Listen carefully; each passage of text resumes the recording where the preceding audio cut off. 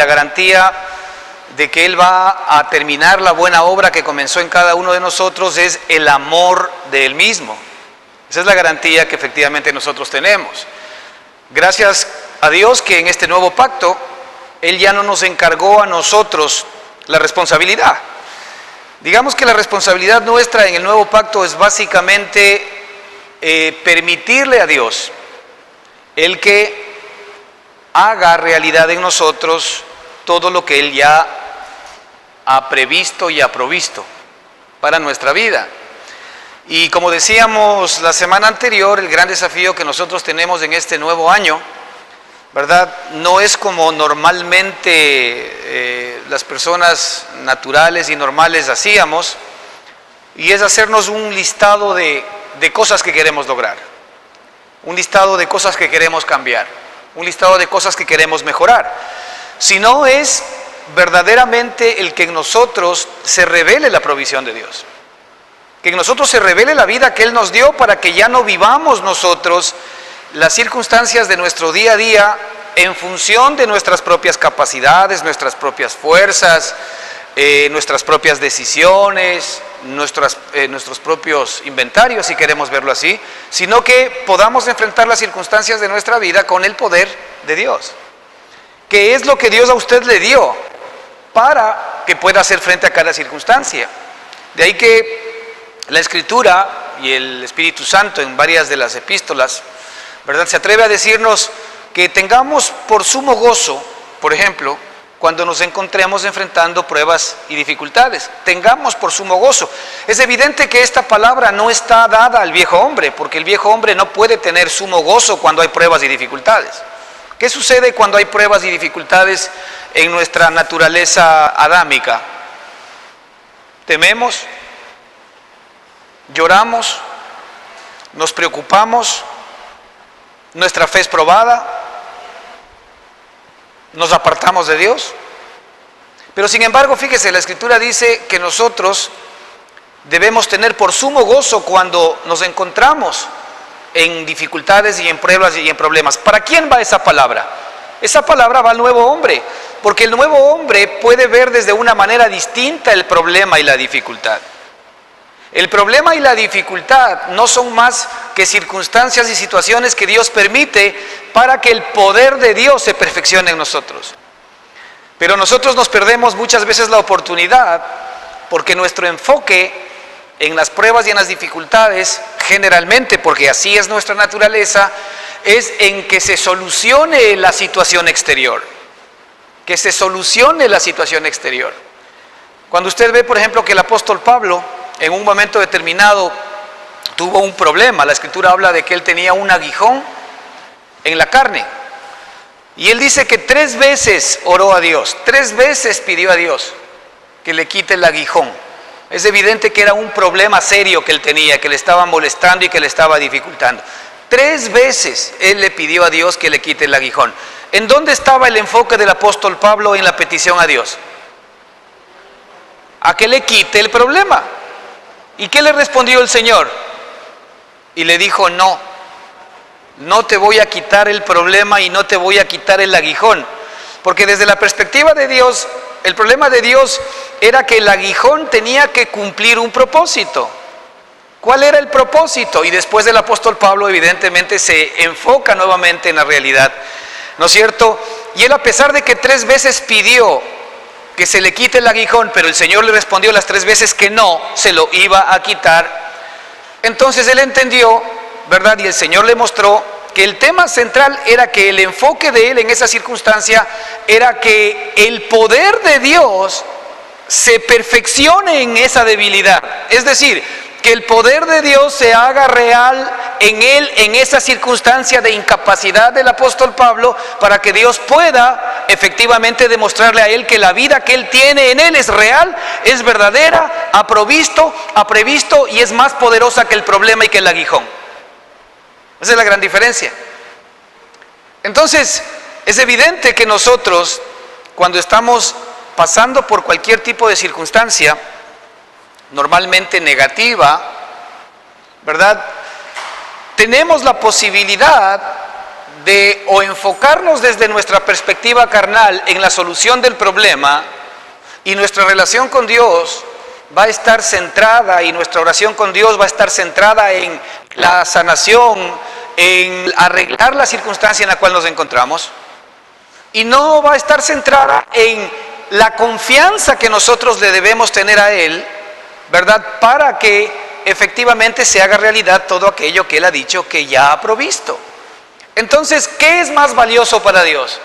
¿El darle a usted la solución del problema o que usted eche mano de la vida, que es la que ha solucionado todos los problemas? Este es el regalo que Dios nos dio a usted y a mí. Ese regalo es del cual nosotros en este año tenemos que aferrarnos. ¿Por qué? Porque mientras nosotros sigamos pidiendo a Dios que nos quite el aguijón, que nos solucione la circunstancia o el problema que tenemos, no estamos permitiendo que podamos nosotros experimentar la vida resucitada de Cristo en cada uno de nosotros, la cual es la respuesta de Dios para toda circunstancia. Fíjese, la respuesta que Dios le ha dado a usted para cada situación de su vida es Cristo, es más de Cristo. Porque Cristo es el todo, dice la Escritura, y en todos. Cristo es el todo y en todos. Es decir, esto dice la Escritura, que Cristo es el todo y en todos, pero la realidad es que Cristo en usted no es el todo, ni en mí todavía. Allá es donde el Señor nos tiene que llevar. Es decir, la solución y la provisión de Dios para cada necesidad suya, ¿cuál es? Cristo. No es quitarle el aguijón, no es darle el dinero, no es resolverle el problema de salud, no es resolverle el problema matrimonial, no es resolver la situación de su hijo. No, la respuesta de Dios para esta circunstancia es Cristo, para usted y para ellos. Ahora, evidentemente tal vez nosotros estamos muy lejos de entender esta realidad. Siempre de alguna manera nos hemos preocupado porque sinónimo de que Dios esté con nosotros es que no haya problemas, que no haya luchas, que no hayan dificultades, o si las hay, que Dios provea para esas cosas.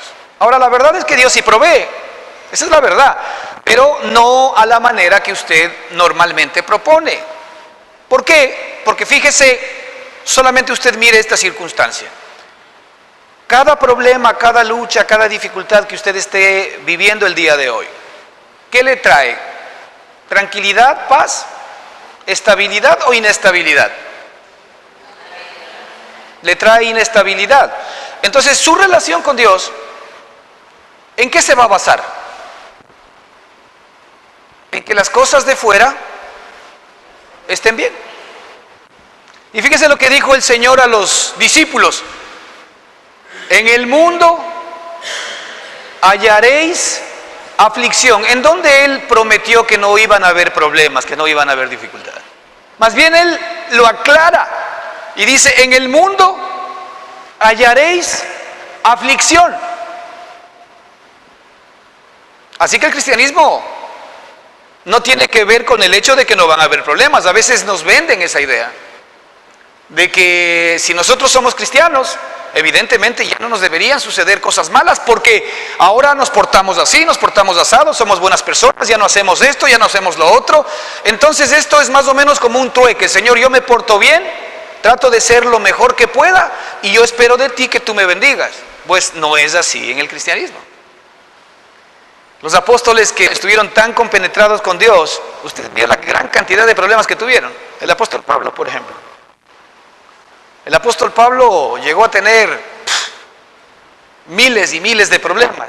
Pero la respuesta de Dios a la aflicción es descuidad, porque yo he vencido al mundo. Pero yo he vencido al mundo es que ahora tú tienes mi vida para vencerla. Eso es, yo he vencido al mundo. Es decir, a las personas, a los que quieren efectivamente recibir mi vida, a mis hijos, es mi propia vida. Y esto es lo que nosotros tenemos que aprender. Es decir, nosotros somos dueños de la vida de Él por la obra que Él hizo a nuestro favor, pero no ejercemos, ¿verdad?, el derecho que tenemos para tener acceso a esa vida. Es decir, nosotros tenemos acceso a todo lo que Dios es. Eso es lo que queremos seguir mirando ahora en el libro de Efesios, en donde nos encontramos, y estamos en el versículo 5, en donde dijimos que el marco en el cual Dios hace todas las cosas es el amor. Eso hablamos la semana pasada. Es decir, la garantía de que Dios va a seguir actuando en mi vida poderosamente es su amor. La garantía de que Dios va a terminar la obra en mí es su amor. La garantía de que Dios efectivamente va a salir al paso de cada circunstancia y de cada prueba, lucha o dificultad que yo tenga es Dios mismo. Es el amor que Él me tiene a mí. Así que ese es el marco en el que Dios hizo todas las cosas, su amor. Ahora, no es de extrañarse, ¿no? Porque la Escritura nos dice que Dios es amor. Como Él es amor, la sustancia, la esencia de Dios es amor, todo lo que Dios hace, ¿no es cierto?, está dirigido por esta dirección, el amor. Dios ama, Dios no puede dejar de amar. Dios no ama, Él no puede dejar de amar. El momento en que el amor deje de amar, ya no era el amor genuino. El amor absoluto, el amor verdadero solamente tiene una respuesta para cada circunstancia. ¿Cuál es? El amor de Dios. De hecho, la Escritura nos muestra que el amor de Dios cubrirá multitud de pecados. ¿Sí? Entonces, la sustancia de Dios es el amor. Ahora, en ese mismo marco, usted va a ver, dice que en amor Él nos había predestinado, habiéndonos predestinado para ser adoptados hijos suyos por medio de Jesucristo, según el puro afecto de su voluntad. Ese amor que Dios nos tuvo a nosotros desde antes de la fundación del mundo, hizo que Él nos predestine para ser adoptados hijos suyos. Eso es muy importante. Es decir, el amor que el Señor nos tuvo a nosotros desde antes de que nosotros existiésemos, ¿verdad?, había determinado el que nosotros seamos adoptados hijos suyos. ¿Por medio de quién? Por medio de nuestro Señor y Salvador Jesucristo. Por medio de Jesucristo, nuestro hermano mayor. A través de Él, por el amado, dice más abajo, llegamos nosotros a ser hijos de Dios. Ok, ahí está un poco la perspectiva. Es decir, Dios nos hizo nacer de nuevo. Eso ya lo hemos visto varias veces. Nosotros hemos sido engendrados por Dios. ¿Cómo Dios podía a nosotros verdaderamente hacernos nuevas criaturas? ¿Cómo Dios podía de alguna manera resolver un problema que se había generado con Adán?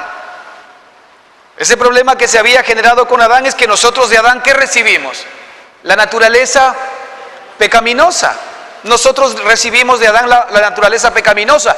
Así que usted, ¿verdad?, no es pecador porque peca, sino que usted peca porque es pecador. Entonces es un problema de naturaleza, ¿sí? Pero aquí hay un tema que efectivamente Dios tenía que resolver, nuestro Padre maravilloso tenía que resolver. ¿Y qué problema tenía que resolver? Si nosotros pecamos por naturaleza, entonces la pregunta es, ¿quién podía ser libre de pecado? Nadie. Así que por eso la Escritura dice que todos a una nos desviamos, que no hay quien haga el bien, no hay quien busque lo bueno, ¿no es cierto? Y que por cuanto todos pecaron, hemos sido destituidos de la gloria de Dios. Eso nos encierra ¿a quiénes? A todos. Es decir, la raza adámica tiene un problema serio, y es que siempre va a pecar. La raza adámica no puede dejar de pecar. ¿Ya se da cuenta usted que Dios no podía bajo ninguna circunstancia pedirle al hombre adámico que no peque? ¿Por qué? Porque iba a seguir pecando. De ahí que la propia Escritura es maravillosa y nos muestra que el fin de la ley no era que la justicia de la ley se cumpla en nosotros por nuestra carne, sino era que la ley efectivamente nos demuestre a nosotros que somos pecadores. Dios dio la ley sabiendo que todos los seres humanos la íbamos a incumplir. Pero Él también sabía que no había ningún hombre que podía ser capaz de cumplir la ley. Así que el propósito de la ley es mostrarnos a nosotros mismos que somos pecadores. Entonces que no insistamos en ser buenos por nosotros mismos. De hecho, usted recordará cuando este hombre rico, este joven rico, nos muestra la escritura en una de las parábolas, se acercó a Jesucristo y le dijo, Señor bueno. Y lo primero que le contestó el Señor dice, ¿por qué me llamas bueno? Bueno solamente hay uno, el Padre, Dios. Entonces, si bueno hay solamente uno, ¿usted y yo qué somos? ¿Intentamos ser buenos? Generalmente estamos intentando ser buenos, contradiciendo absolutamente todo lo que Dios dice en la Escritura, que bueno hay solo uno. Pero sin embargo, ¿qué hacemos nosotros en términos religiosos? Lo que estamos intentando hacer es que Dios nos acepte por nuestra propia bondad, que Dios nos acepte por nuestra santidad, que Dios nos acepte por nuestra propia justicia. Y de ahí que en la esfera religiosa siempre estamos intentando hacer buenas obras, buenas obras, buenas obras. ¿Y qué dice la Escritura en ese sentido? Que la salvación no es por obras de justicia, sino que es por medio de la fe, es por gracia. ¿De acuerdo? Ahora, si Dios sabía, y aquí viene el punto específico, si Dios sabía que usted tiene una desventaja bajo esta figura de la naturaleza pecaminosa. Todo hombre que nace sigue arrastrando esa misma naturaleza, y eso lo vemos desde los niños cuando efectivamente salen del vientre, ¿verdad? ¿Quién les enseña a los niños a ser huraños? ¿Quién les enseña a ser egoístas? Nadie les enseña, simple y sencillamente ya su naturaleza, ¿verdad?, reacciona en función de esa realidad. Ahora esa naturaleza se va a manifestar en desobediencia, en pecado, en concupiscencia, etcétera, en la medida en que la persona sigue creciendo. Pero ¿quién de nosotros, cuántos de nosotros en la humanidad entera, ¿verdad?, tomamos la decisión de vivir en nuestra carne? Tomamos la decisión de vivir en nuestra naturaleza pecaminosa. ¿A quién se le pidió permiso? A nadie. Ahora, ¿eso es justo o es injusto? ¿Qué dicen ustedes? Porque si es que yo he nacido con una naturaleza pecaminosa y nadie me pidió permiso para yo poder vivir en esta naturaleza, y por eso voy a seguir siendo pecador, ¿qué es eso? ¿Es justo o es injusto? Pues eso es injusto, porque todos nacimos pecadores. ¿Sí se da cuenta?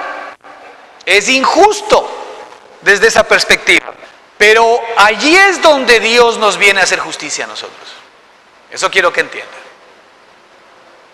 Porque la justicia de Dios, que es distinta a la justicia humana, ¿verdad?, sabía y entendía que efectivamente usted y yo no tomamos ninguna determinación para poder vivir en nuestra naturaleza pecaminosa y carnal.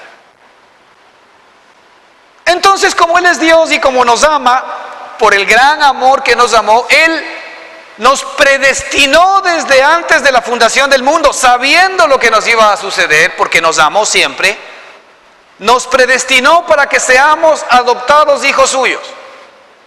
Es decir, Él, que es Dios y que nos amó maravillosamente todo el tiempo, a pesar de nuestras circunstancias, a pesar de que somos pecadores, Él sabía que nosotros nunca tuvimos la oportunidad de poder escoger. Lo cual, de alguna manera, no nos hace responsables de nuestros actos, de nuestros pecados, en el sentido de que nosotros simplemente nos encontramos con una naturaleza pecaminosa que va a pecar, y va a pecar indistintamente de cualquier circunstancia. Bueno, Dios tenía un problema, ¿no? Es decir, cuando usted y yo, por ejemplo, buscando la misma analogía, tenemos un hijo que de alguna manera, yo qué sé, está en drogas, está en alcohol o está en circunstancias complicadas, y el chico no anda por buen camino. Usted como padre, ¿qué daría para que ese chico pueda cambiar? Usted daría hasta su vida, ¿o no es así? Usted daría hasta su vida por él. pues si usted da su vida por él, tampoco va a cambiar la situación del chico. ¿Por qué? Porque su vida, ¿verdad?, no necesariamente va a cambiar la naturaleza de esa persona. Ahora, en el caso de Dios, efectivamente Él también estuvo dispuesto a dar su vida por nosotros. Pero la vida de Él tenía una connotación por ser Dios, que sí tenía la capacidad de poder cambiarnos a usted y a nosotros. Es decir, poder darnos una nueva oportunidad. No desde la perspectiva de cambio, sino de intercambio. El Señor Jesucristo viene a este mundo, ¿verdad?, sin mancha, sin pecado, pero Él toma nuestra posición. Y Él viene para convertirse en el sacrificio, ¿verdad?, que pague absolutamente todos sus pecados, que pague absolutamente toda la deuda que usted había adquirido con Dios por pecar. El Señor Jesucristo viene a pagar por usted todo aquello que usted había consumido. Le viene a pagar la factura impagable para usted, ¿verdad? ¿Y por qué Él paga la factura? Porque Cristo, nos muestra la Escritura, es el único hombre nacido de mujer que no pecó, porque la naturaleza divina estaba en Él. Así que la única manera como Dios podía rescatar al ser humano era que Dios se haga hombre. Dios se hace hombre y en su carne Él vence al pecado, y la Escritura nos dice que Él condena al pecado en la carne. El pecado no pudo con Él. Él fue perseguido por el pecado, por la muerte y por todo el tiempo. Desde que nació hasta que murió, Él fue perseguido. A Él se le ofrecieron todas las cosas que el hombre busca. Satanás, usted recordará en el episodio en el cual le llevó directamente al desierto y después le llevó al templo, le mostró todos los tronos, todas las riquezas del mundo, lo que normalmente usted y yo anhelamos, lo que usted y yo buscamos y creemos que es nuestra estabilidad. Le ofreció todo y le dijo: todo esto es tuyo si postrado me adorares. Ya sabemos cuál fue la respuesta del Señor. Siempre, ¿verdad?, apegado a su palabra, efectivamente contradijo todo lo que Satanás le proponía. Es decir, Él recibió todas las ofertas de parte del pecado y del mundo. Todas, absolutamente. Él recibió todas las ofertas. Pero sin embargo, Él nunca pecó. Él tenía que ser probado en nuestra semejanza en toda circunstancia, pero sin embargo nunca pecó. Él fue limpio, sin mancha, sin arruga, hasta el último día, en el cual Él se convirtió en el Cordero de Dios, en el sacrificio que podía pagar el precio por usted y por mí. Así es como Él entrega su vida en la carne por nosotros. Es decir, la vida en la carne de Él, que fue una vida sin pecado, sin mancha y sin arrugas, se convierte en la ofrenda que Dios nos da a nosotros, y Él la acepta por todos los seres humanos. ¿Para qué? Para que Él nos pueda redimir, volvernos a ser de Él, pero ya no llevarnos a la posición que tuvimos inicialmente cuando Adán y Eva vivían en el paraíso, sino al contrario, para llevarnos a la posición de hijos. Es decir, lo que Dios siempre quiso con Adán y Eva. La Escritura nos dice que cuando Dios creó a Adán, ¿verdad?, le puso en el huerto. Obviamente Adán no tenía pecado, Adán tenía acceso a la vida de Dios, pero le puso dos árboles: el árbol del conocimiento del bien y del mal, y le puso el árbol de la vida. El árbol de la vida es la vida de Dios, es la vida que ahora nosotros podemos tener y tenemos acceso en nuestro espíritu. Es el mismo árbol. Ese árbol, ¿no es cierto?, si Adán lo comía, que es la decisión que Adán tenía que tomar, que si Adán lo comía, ¿qué hubiese pasado? La vida de Dios iba a comenzar a ser una realidad en su vida. ¿Cuál fue la tentación de la serpiente a propósito? Usted recordará, ¿cuál fue la tentación de la serpiente para que Eva agarre el fruto del árbol del conocimiento del bien y del mal. La tentación fue que seréis como dioses. Y usted no se da cuenta que Dios lo que quiere exactamente y lo que siempre quiso es que nosotros seamos como Él. ¿Para qué le puso el árbol de la vida enfrente? Para que coma de su propia vida y se vuelva como Él, que es el fin que Dios tiene para usted y para mí el día de hoy. ¿Qué hizo Dios? Dijo, hagamos al hombre a nuestra imagen conforme a nuestra semejanza. Eso no ha cambiado. Esa posición de Dios es inalterable, porque Dios no cambia de posición. A Dios no le va mal en sus planes. Dios no tiene planes B. Él solamente tiene un plan A. Y el plan A se está cumpliendo. El plan A de Dios es que el hombre sea hecho a su imagen, conforme a su semejanza. Le da a Adán la primera posibilidad para que él tome la determinación de creerle a Dios, y le pone el árbol de la vida enfrente. Y le pone el árbol del conocimiento del bien y del mal. ¿Y qué le dice Dios a Adán? Le dice, mira, de todo árbol que hay en el huerto puedes comer. O sea, ¿podía comer del árbol de la vida? Sí, pero le dice, solamente del árbol del conocimiento del bien y del mal no comerás. El único árbol que le prohibió comer, le prohibió en el sentido de le advirtió, porque le dijo, a ver, tú vas a decidir, ¿no? Tú vas a decidir. Ahora, si comes del árbol del conocimiento del bien y del mal, ciertamente morirás. Le advirtió. Y lo que usted y yo estamos viviendo ahora es eso, muerte. Nosotros no estamos viviendo vida. Nosotros no estamos viviendo, hermanos, nos estamos muriendo. Eso de cumplir un año y que todo el mundo está contento porque hemos cumplido un año más bien deberíamos, si es desde la perspectiva de la muerte, estar tristes porque es un año menos de vida. Usted no está viviendo, usted se está muriendo. Algo que yo le puedo garantizar a usted en este día, a los que me ven, es que nos vamos a morir. ¿O no? Bueno, unos durarán más, otros durarán menos, pero nos vamos definitivamente a morir. Entonces Dios le advirtió al hombre que no haga esto, pero sin embargo había puesto enfrente el árbol de la vida, que también él podía elegir comer del árbol de la vida.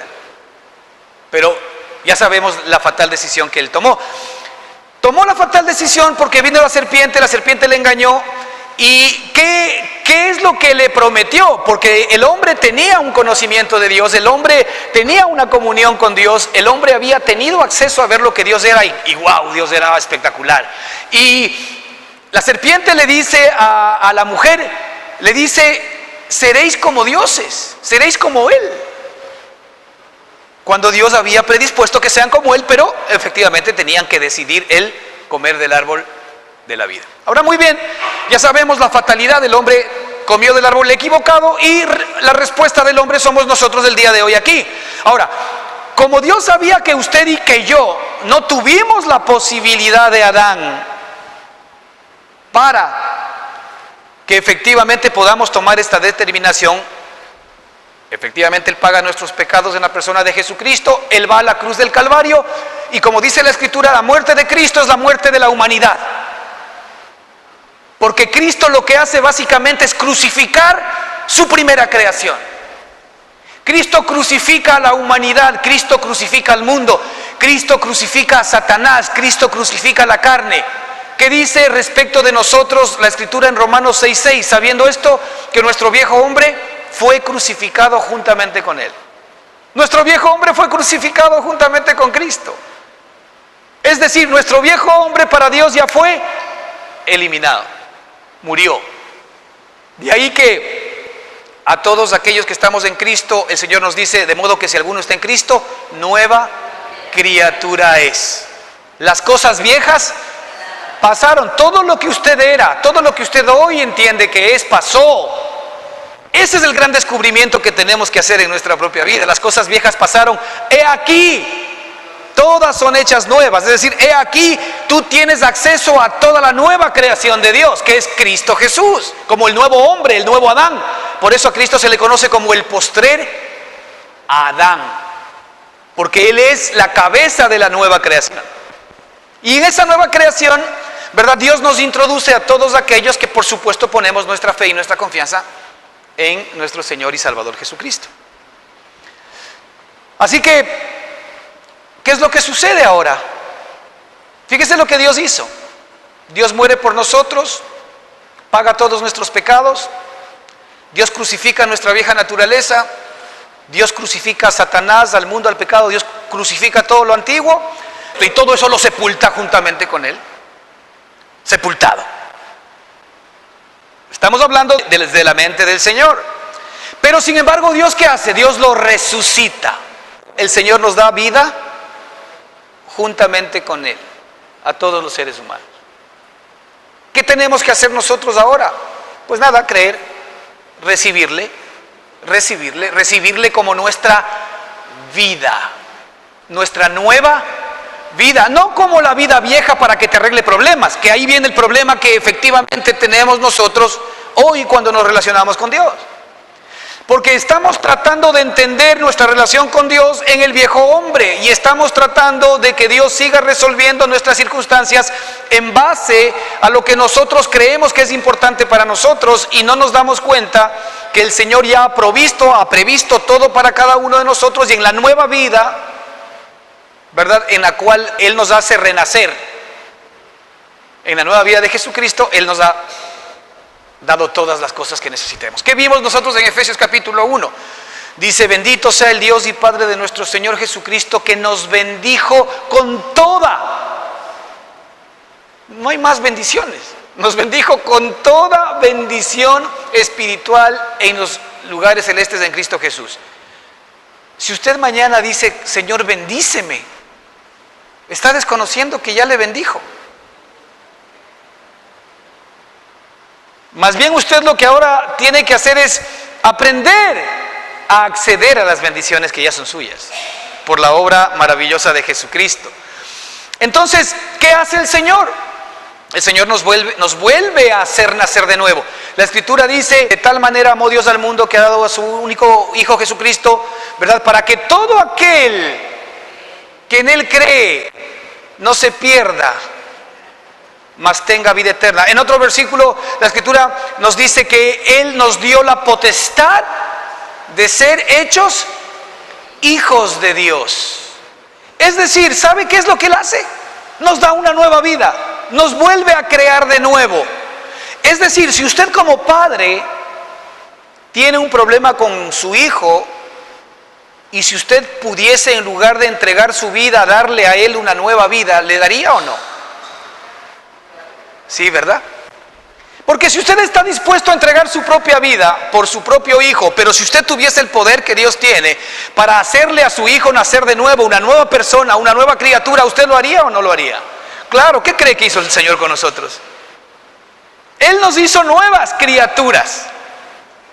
Ese es el gran amor que nos tiene. El gran amor con que nos amó. Nos hizo nuevas personas, nos hizo nuevas criaturas. Él nos hizo nuevos seres, seres divinos. Antes éramos seres humanos, ahora somos seres divinos. El problema que tenemos hoy es que nosotros somos seres divinos, pero seguimos pensando como seres humanos. Y queremos que las soluciones sean divinas o que sean humanas.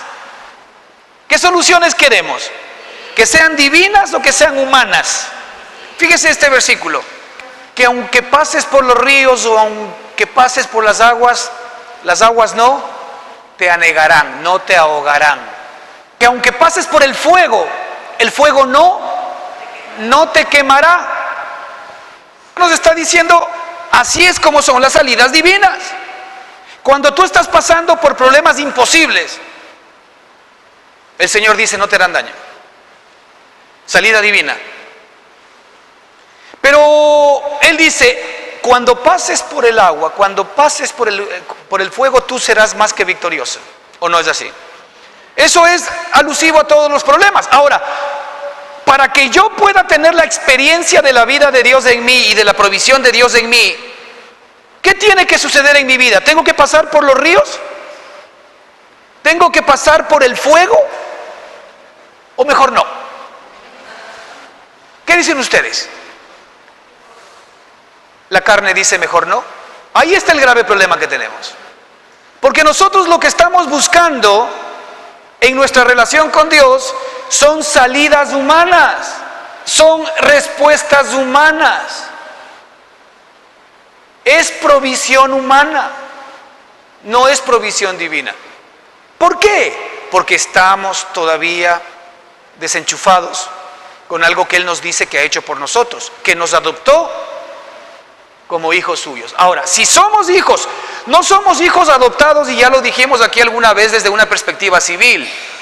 Yo a un hijo adoptado civilmente nunca naturalmente le podré hacer mi hijo, ¿verdad? Porque él no va a tener mis genes, él no va a tener mi ADN espiritual. Pero el Señor que dice que nos hizo nacer de nuevo, ¿o no es así?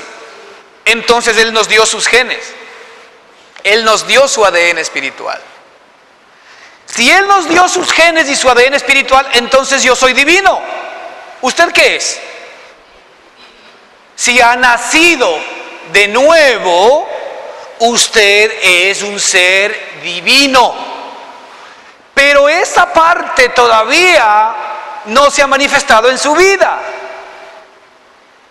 Y ese es el trabajo de Dios ahora para usted. Dios no quiere resolverle los problemas. Ese fue el tema del aguijón con Pablo. Dios no quería que Pablo pierda la oportunidad del aguijón para que pueda ver la excelencia del poder de Dios, que efectivamente podía trabajar en él. ¿En medio de qué? En medio del problema, en medio de la circunstancia y en medio de la lucha. Es decir, la lucha, el problema y la dificultad que nosotros tenemos exteriormente es el momento propicio para dejarle que Dios intervenga, para demostrarle a Dios que nuestra fe es genuina. Por eso es que dice la Escritura que nuestra fe tiene que ser probada. ¿Cómo Dios prueba nuestra fe? A través de las circunstancias, a través de las dificultades, a través de las luchas, a través de cosas inconcebibles. Dios prueba nuestra fe. ¿Por qué? Porque si nuestra fe no se mantiene allí, entonces nuestra fe no fue legítima. Nuestra fe no fue real. Nuestra fe fue religiosa. Dios no quiere tener nada que ver con la fe del hombre adámico, con el pensamiento positivo del hombre adámico. Dios no quiere nada con el hombre que no esté expresando y manifestando la fe divina de Dios. ¿Qué es lo que produce el Espíritu Santo de Dios? Amor, gozo, paz, paciencia, fe. ¿De dónde sale la fe? Del Espíritu de Dios, de la nueva criatura que eres tú. La fe genuina, pero también hay una fe falsificada. Y me temo que muchos de nosotros vivimos todavía bajo la fe falsificada. Y ahí es donde el Señor nos dice que la obra de cada uno tiene que ser probada. Porque cuando la fe genuina, que es la fe de Cristo, es la que se levanta en mí, entonces mi confianza está puesta en la promesa de Dios.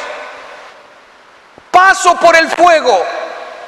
Señor, tú has dicho que no me quemaré. Y viene la confianza de Dios, viene la templanza, viene el dominio propio de Dios, viene la paz de Dios y no te quemas. ¿Quién salió a relucir allí? El poder de Dios perfeccionándose en mi debilidad. Entonces, las circunstancias y las luchas y las dificultades en el mundo hallaréis aflicción. No son para que vivamos con el rabo entre las piernas, sino para que le demos oportunidad a Dios de elegir su vida, que es lo mismo, y ahora y a ese punto es el que voy, que Dios hizo. Porque cuando Dios nos hace nacer de nuevo, y hemos dicho que ese nuevo nacimiento es la nueva oportunidad que Dios nos da a usted y a mí, ahora Él nos hace nacer de nuevo. Ahora tenemos otra vez nosotros la vida de Él, que es el árbol de la vida. Está en nuestro espíritu, pero también está en nosotros el árbol del conocimiento del bien y del mal. Estamos en las mismas que Adán. La gran diferencia es que ahora nosotros conocemos estas realidades y hoy tú decides por qué vida quieres vivir. Algo que antes tú no podías decidir. Antes tú no podías decidir divinamente porque tú eras una naturaleza pecaminosa. Pero una vez que el Señor crucifica esa naturaleza, redime al hombre, nos vuelve a hacer nacer de nuevo, ahora nos hace nuevas criaturas, ahora tienes la vida de Él, que no tenías antes. Hoy tienes entonces el privilegio de escoger, lo mismo que Adán, vivir por la vida adámica o vivir por la vida divina. ¿Dios es justo o no es justo? ¿Dios nos hizo justicia o no? Esa es la justicia de Dios. La justicia de Dios hizo que esa desventaja que nosotros teníamos sea pagada por su propio Hijo Jesucristo, para que hoy estemos en ventaja. Pero que hoy, igual que en el caso de Adán, tengamos nosotros la capacidad de poder escoger con qué vida vamos a querer seguir viviendo el resto de nuestros días en la carne. Ahora, esa es una elección permanente y continua. Ese es un recibir permanentemente la vida de Cristo en mi corazón. Recibir permanentemente todo lo que yo necesito de Él. A nosotros nos han vendido mucho la idea de que nosotros tenemos que cambiar, de que Dios nos va a ayudar a cambiar de esta o de otra forma. Eso es falso. Dios no puede ayudar a cambiar a un hombre que crucificó en la cruz del Calvario. Dios no puede ayudar a cambiar a un hombre que para Él, ¿verdad?, ha sido despreciable. Dios no puede ayudar a cambiar a un hombre que Él enterró. Si yo tengo el ADN espiritual de Él, si yo soy espíritu como Él, es Él a su imagen y semejanza, ¿qué es lo que necesito yo? Que esa vida se levante en mí. No necesito cambiar, necesito que esa vida se levante en mí. No necesito paciencia, necesito que la vida que es la paciencia se levante en mí. No necesito amar a alguien, necesito que el amor de Dios, que es el amor, se levante en mí. No necesito que me den algo, necesito que la vida que provee todas las cosas se levante en mí. No necesito que Dios me dé salud, necesito que la vida que es la salud se levante en mí. Dios nos ha dado todo, pero ¿qué estás buscando tú? Que al viejo hombre se le sigan supliendo cosas. En clara divergencia con lo que Dios dice que ha hecho con nosotros. Si yo insisto en que Dios siga proveyendo para mi viejo hombre, si yo insisto que Dios siga quitándome el aguijón, y si Dios lo haría, me pierdo la gran oportunidad de comprobar en mí mismo la vida divina de Cristo funcionando, el poder de Dios actuando en mi propia vida. Y mi Padre maravilloso no va a permitir eso, porque si Él me dio la vida suya para que ahora viva por ella, ¿cuál va a ser el compromiso de Él para conmigo? Que esa vida tiene que ser en mí una realidad. Eso es maravilloso para usted y para mí. El compromiso que Dios tiene para usted y para mí, ¿sabe cuál es? Que Él va a llevar esa vida hasta la estatura de la plenitud de Cristo. Ahora esa vida va a llegar a la estatura de la plenitud de Cristo porque tiene la misma esencia de Cristo. Es una vida santa, es una vida justa, es una vida poderosa, es una vida maravillosa. Ahora, en términos prácticos, nosotros efectivamente, como dice aquí el libro de Efesios, que hemos sido adoptados hijos suyos por medio de Jesucristo. Esta parte es algo que nosotros todavía no hemos logrado entender. ¿Por qué? Porque muchos de nosotros recibimos, lo decíamos las veces pasadas, a Cristo como nuestro Señor y nuestro Salvador. Ahora, hay una diferencia importante entre que Dios o Cristo sea nuestro Señor y Salvador o que Él sea mi papá y yo sea su hijo. Cuando yo entro con Él a una relación de Señor, ya hemos dicho, yo entro con Él a una relación de siervo. Y la relación de siervo con Señor y de hijo con papá es bastante diferente, ¿no? Pues Dios, ¿qué te hizo a ti? ¿Decidió adoptarte siervo tuyo? ¿Recuerda usted cuando el hijo pródigo le dijo: Padre, ya no soy digno de ser llamado tu hijo, hazme como uno de tus jornaleros? ¿Y qué le dijo el papá? ¿Qué le dijo? ¿Le hizo como uno de sus jornaleros? ¿O le dio la posición de hijo? ¿Qué hizo? Ok, pero ¿de quién dependía recibir o no esta posición? Del hijo. El hijo es el que determina. No, papá. No, mira, a ver. Yo ya dije que yo nomás quiero ser uno de tus jornaleros, ya no soy digno de ser llamado tu hijo. Así que mi relación contigo va a ser no lo que tú dices otra vez, sino lo que yo creo. Yo creo que he sido un pecador, yo creo que he sido un miserable, yo creo que no me merezco nada. Es verdad, todo eso. Y como no creo que me merezco nada, entonces yo nomás lo único que quiero es que me des un puestito y un trabajito. Pero el Señor dice: yo te he hecho mi hijo. ¿A quién le quieres creer tú? Fíjate en esta posición el Señor cómo reacciona. El padre cómo reacciona ante el hijo. No, tú eres mi hijo, vamos a hacer fiesta por ti. Pero sin embargo estaba el otro hermano, que él sí, por sus propios méritos, por sus propios hechos, por sus propias cualidades, por su propia justicia, por su propia santidad, creía que era merecedor de la alta estima del papá. ¿O no es así? Pero creía que en cambio el hermano, que había sido un perdido, no se merecía estar más en la casa. Religioso. Eso nos pasa en la religión. Nos comparamos con los demás. Yo soy santo, mira este hermanito o hermanita, o no nos contaminemos con la gente de afuera. Qué pena. Qué pena. Cuando el Señor mismo dijo: Señor, no te pido que los quites del mundo, sino que los guardes del maligno. Hoy el Señor nos da la posibilidad de que al habernos hecho de nuevo, al habernos hecho hijos, con lo cual nos da la naturaleza divina, ya no la naturaleza pecaminosa.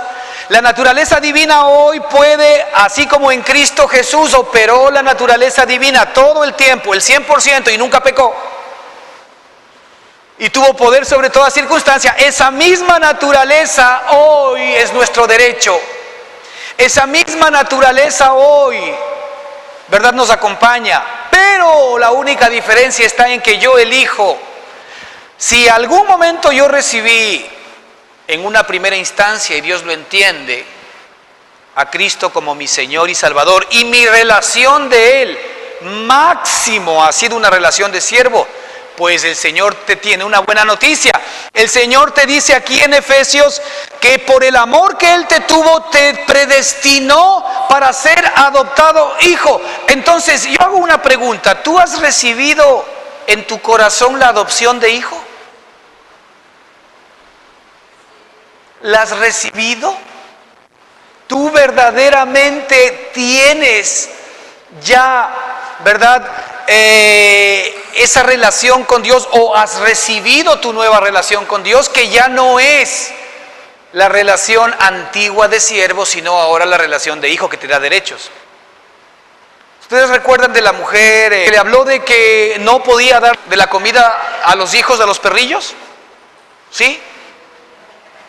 Pero ella le dijo: pero Señor, aún los perrillos comen de las migajas que caen de la mesa de sus amos. Y el Señor le dijo: no he visto fe en Israel como la tuya, ¿no? Algo así. Entonces, el Señor nos llama a nosotros, y esa es un poco la perspectiva. El Señor nos llama a nosotros a ser hijos para que seamos partícipes de la mesa de hijo.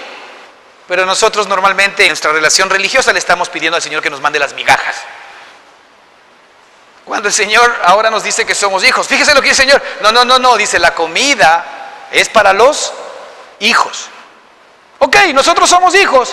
¿Qué comida estamos comiendo? ¿Estamos comiendo el banquete que Dios nos pone delante de nosotros? ¿Aderezas mesa delante de mí en presencia de mis angustiadores? Eso dice el Señor respecto de la comida que Él pone delante de nosotros. O sin embargo nosotros seguimos todavía relacionándonos con Él, pidiéndole las migajitas: dame esto, ayúdame con esto, sácame de esto, haz del otro, migajas, migajas, migajas. Y a veces el Señor nos da las migajas porque nos ama y evidentemente no quiere que nosotros nos muramos del hambre, pero no estamos nosotros ejerciendo nuestro derecho de ser hechos hijos de Dios. Mas a todos los que le recibieron y a los que creyeron en su nombre, les dio la potestad, les dio el derecho legal de ser hechos hijos de Dios. Ahora, ¿tú estás ejerciendo tu derecho? ¿O sigues pidiendo las migajas para que te resuelvan problemas en lugar de agarrar la vida que Él te dio para que esa vida sea la que hoy guíe tus pensamientos, tu camino, tus decisiones y toda tu vida? Seguimos en la misma posición de Adán, en el sentido de que hoy otra vez estamos frente al árbol del conocimiento del bien y del mal y frente al árbol de la vida. El árbol de la vida es una elección para nosotros. Si bien cierto, nosotros no elegimos estar en la carne, Dios pagó esa condición por nosotros. Hoy sí Dios nos da la posibilidad de que podamos elegir si queremos seguir en la vida adámica o si queremos vivir la vida divina. Escoge tú todos los días. ¿Cómo lo escoges? No a través de una oración diaria. Tú lo escoges a través de decidir que la vida de Él se haga realidad en cada circunstancia de tu vida, en el momento que estás experimentándola. ¿Estás pasando algún momento, cualquier circunstancia que estés pasando? Pues muy bien, tú dile al Señor y confiésale que en tu viejo hombre tú eres incapaz de poder reconocer, actuar, entender, comprender o vivir aquello que deberías. Pero dile: Señor, pero yo ahora tengo tu vida, así que tú sé el que vivas en mí esta situación. Tú vive esta circunstancia de paciencia, porque tu paciencia es inagotable. Tú vive esta situación de enfermedad, porque tu poder sanador es inagotable. Es decir, yo permito que Dios, el Espíritu Santo de Dios, sea el que efectivamente enfrente cada circunstancia de mi vida. Pero es continuo, no es solamente un momento determinado, no es simple y sencillamente una oración. Nosotros tenemos en nuestro hombre interior, en nuestra nueva criatura, tenemos que aprender a echar mano de la vida eterna. Tenemos que aprender a echar mano de la vida divina. ¿Por qué? Porque yo tengo el derecho, como hijo, de tener acceso a esa vida. El gran reto que usted y yo tenemos es que por medio de la fe nosotros nos mantengamos en las promesas de Dios. Nos mantengamos en lo que Dios dice que Él nos ha dado con anticipación. Mira, si Dios es amor y Dios dio tu vida por ti y Él desde antes de la fundación del mundo dice que te hizo hijo, ¿qué no ha provisto o qué Él no ha previsto en las circunstancias de tu vida que ya estarían arregladas? Ponte a pensar. ¿Habrá algo que se le escapó? Todo ha provisto y ha previsto. Entonces, ¿en dónde está el problema? Está en mí. Porque yo sigo todavía mirándome a mí mismo como el viejo hombre. Cuando me dicen que yo soy hijo, sí, ya sé, es decir, la Biblia dice que yo soy esto. Pero aquí no es un tema de lo que la Biblia dice, aquí es un tema de lo que Dios dice, porque cuando Dios dice las cosas se hacen. Ese es el problema que tenemos. Nosotros tenemos mucha Biblia en nuestra mente, nos enseñaron religiosamente a memorizarnos los versículos, y no estoy diciendo que eso no se deba hacer. Lo que estoy diciendo es que cuando nosotros, ¿verdad?, tenemos en un USB la Biblia en nuestra propia cabeza, pero no es Dios quien habla esa palabra, entonces la palabra no es viva y eficaz. ¿Me explico? La palabra que Dios escribió en la Escritura tiene que ser hablada por Él a mí. Yo tengo que repasarla en mi espíritu. Él me tiene que hablar a mí. Esa palabra es viva y eficaz. Esa palabra es la que nosotros tenemos que escuchar en nuestro espíritu. Porque tú, como hemos hablado, normalmente tienes acceso a muchísimas voces. Tienes acceso a muchas voces. en tu propia vida, ¿verdad? Para tomar determinaciones. Ahora hay muchísimas voces. Desde el exterior, la televisión, la radio, las redes sociales, los amigos, los parientes, los pastores, los curitas, los psicólogos, muchas voces. Ahora, cuando me voy adentro a mí mismo, mi mente, mi entendimiento, mi sabiduría, mi inteligencia, mis argumentos, otras voces, ¿ok? Voy un poco más a escuchar la voz del enemigo, haciéndome polvo, tentándome, etcétera, etcétera, etcétera. Vengo a la Escritura y escucho la voz de de la ley, diciéndome: ahora tienes que ser bueno, ahora tienes que ya no hacer esto, ahora ya no tienes que hacer el otro, ahora ya no te vistas así, ahora ya no comas esto, ahora ya no bebas esto, ahora ya no hagas esto y lo otro. Todo es no, no, no, no, no, no, no. Esa es la voz de la ley, que ya no es la voz de Dios. Pero la voz de Dios te dice a ti: yo te hice a ti hijo desde antes de la fundación del mundo. ¿Cómo te ves tú? ¿Me crees a mí o crees a todo el mundo? La voz de Dios lo que dice básicamente es que Él pagó la deuda por ti, que Él pagó un gran precio por tu propia vida, que Él ya ha provisto todo lo que tú hoy efectivamente estás viviendo, sufriendo, para todos los aguijones de tu carne. El Señor te dice que efectivamente el poder de Él se perfecciona, se hace real. Eso es perfeccionarse. El poder de Él se hace real en la debilidad. Es decir, por eso dijo el apóstol Pablo: entonces con gusto más bien me voy a gloriar en mis debilidades. Porque ¿qué es lo que nosotros queremos que el Señor haga en medio de nuestras debilidades? Que nos fortalezca, que nos haga fuertes, pero que nos haga fuertes en el sentido de que efectivamente se nos provean esas cosas para estar tranquilos y poderle alabar a Dios.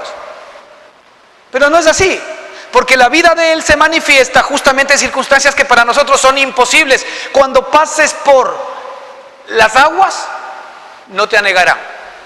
Entonces, cuando Dios permita que tú pases por las aguas, un río impetuoso, incapaz de que tú lo puedas sobrellevar, sobrepasar o nadar, en donde tú sabes que por tus propias fuerzas y capacidades te vas a ahogar, ¿qué me queda? Ahora sí, cuando pases por las aguas, no te ahogarás. ¿Le creemos a Dios o salimos corriendo? Claro, salgo corriendo porque estoy enfrentando la circunstancia en mi propia capacidad. Y la fe que yo tengo en Dios no ha sido tan fe de Él, ha sido mi fe. No ha sido tan fe de Él. ¿Por qué? Porque no le estoy creyendo. No estoy creyendo que Él es más fuerte, más poderoso, más grande que la circunstancia. Por más que no lo entienda, por más que no lo pueda comprender, no estoy entendiendo aquello. No estoy entendiendo que el poder de Él está en mí y que la provisión de Él ya está dada. Él ve los corazones de las personas de alrededor y Él sabe cómo actúa con cada persona y en cada circunstancia y en cada situación. No habrá de mi parte, sabiendo que Dios es bueno, que Dios es maravilloso, que Él ya ha provisto de antemano, ¿verdad? No habrá en mí la posibilidad de decir: Señor, no entiendo lo que puede estar pasando, pero tú eres Dios, tú eres mi Padre maravilloso. Y el mismo amor que tú me tienes a mí, tienes al resto. ¿Dios está desentendido de los demás? No, no está desentendido de los demás. ¿Dios solamente podría ser bueno conmigo? No, Él es bueno con todos, porque Él es bueno. Entonces, hay cosas que no voy a entender. Así como no entiendo el corazón de las personas, porque no lo puedo ver. Así como no entiendo muchas veces esas circunstancias, eso no significa que Dios no esté en control. Entonces actúa en medio de las circunstancias para llevar a la gente a su provisión, a su previsión y a conocerlo. Entonces siempre nosotros tenemos que estar anclados en esta perspectiva del Señor. Hermanos, no olvidemos que nosotros efectivamente somos hijos. ¿verdad? Y que hemos sido adoptados hijos suyos por medio de Jesucristo, según dice la Escritura, el puro afecto de su voluntad. Es decir, lo que hizo que esto sea real en nosotros es su voluntad. Otra manera de poder decirlo es porque Él así lo quiso. Digamos que a Él le dio la gana ya. Simplemente le dio la gana, porque es nuestro Dios maravilloso y nuestro papito, de que efectivamente nosotros seamos adoptados sus hijos. Veámonos como hijos, considerémonos como hijos, ya no nos veamos como el hombre antiguo, porque de lo contrario vamos a recibir más de lo mismo. Continuamos la próxima semana. Amén.